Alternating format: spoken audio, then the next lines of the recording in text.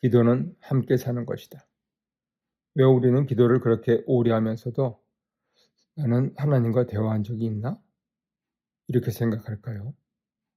말은 계속 했는데 대화는 없었던 것 같은 느낌. 오늘은 기도를 요청이 아니라 동행으로 이해해 보겠습니다. 1.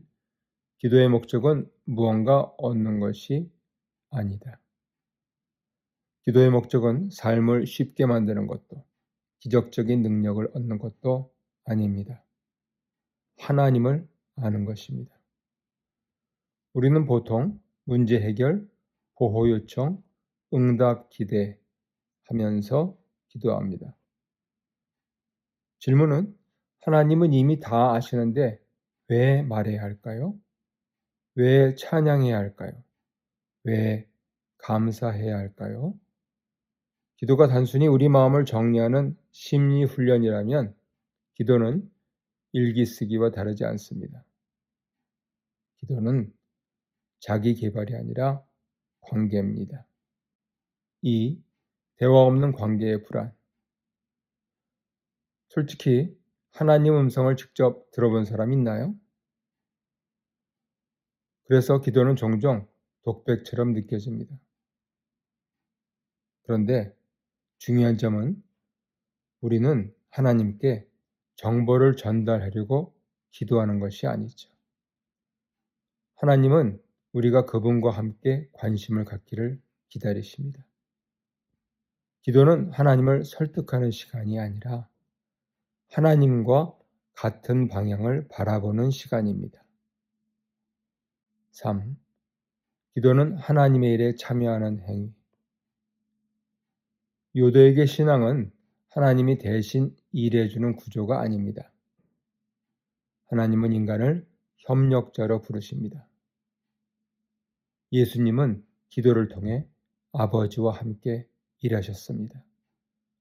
아들은 스스로 아무것도 할 수 없다. 기도는 능력 확보가 아니라 하나님의 일에 참여하는 방식입니다. 그래서 기도는 세상을 피하는 행위가 아니라 세상 속의 파트너십입니다. 4. 기도는 우정의 언어다.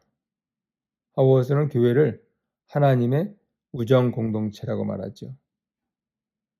성경은 하나님과 인간의 관계를 우정으로 설명합니다. 아브라함, 하나님의 친구, 모세, 얼굴을 맞대고 말하고 예수님은 나는 너희를 친구라 부른다 말씀하셨습니다. 기도는 그런 우정의 통화입니다. 친구와의 대화에는 여러 단계가 있죠. 일상 이야기, 생각 나눔, 깊은 감정, 상처와 두려움. 하나님과의 기도도 그렇게 이루어집니다.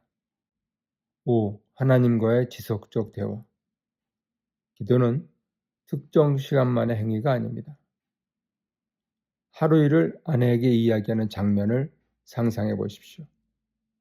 오늘 있었던 일, 작은 기쁨, 좌절, 사소한 발견. 이것이 바로 기도입니다. 기도는 특별한 순간이 아니라 삶을 하나님과 함께 해석하는 과정입니다. 6. 왜 하나님은 즉시 답하지 않지? 가장 어려운 질문이죠. 기도는 동등한 파트너십이 아닙니다. 하나님과 인간은 불균형한 동맹입니다. 하지만 놀랍게도 하나님은 권력으로 누르지 않고 정직한 대화로 초대하십니다. 성경의 기도들은 놀랍죠. 예레미야의 불평, 욥의 항의, 시편의 절규, 예수님의 울부짖음. 하나님은 불평조차 관계 안에 두십니다. 7. 탄식은 신앙의 실패가 아니다. 우리는 불평하면 믿음이 약한 것처럼 느끼죠. 성경은 다르게 말합니다. 탄식은 관계의 언어입니다. 우리는 진짜 친구에게만 화를 내죠. 기도는 완벽한 신앙인의 언어가 아니라 살아있는 관계의 언어입니다. 마무리합니다. 기도는 하늘로 메시지를 보내는 일이 아닙니다. 기도는 하나님과 같은 편에 사는 것입니다. 말하고, 듣고, 항의하고, 기뻐하고, 함께 세상을 바라보는 것. 그래서 기도의 가장 단순한 정의는 아마 이것일 것입니다. 기도는 하나님과 함께 사는 것이다. 오늘도 여러분의 감정을 하나님께 맞추십시오. 질문합니다. 나는 하나님을 상사처럼 대하나요? 친구처럼 대하나요? 하나님께 솔직하게 불평해 본 적이 있나요? 기도는 내 삶의 특정 시간이 아니라 동행이 되고 있나요?